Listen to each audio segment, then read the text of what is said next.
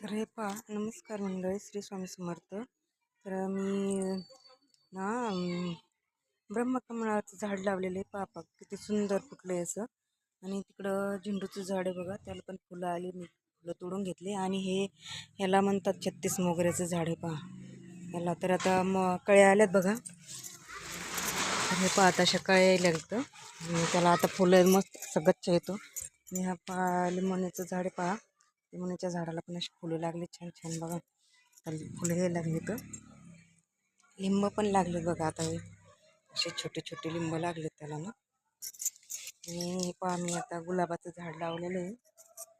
तर गुलाबाचं फुल बघा किती सुंदर उमलले, छान नाही का, छान दिसतंय कसं असं अगदी. तर मी आता हे देवाला नेणार आहे आज, महादेवाला.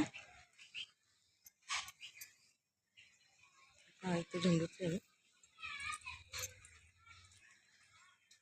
तर हे पहा, जास्वंतीला पण कसले छान फुलं लागलेत बघा. जास्वंतीला पण छान फुलं उमललेत देवाला नेण्यासाठी. तर समोर नारळीचं झाड आहे बघा, नारळी लावली मी.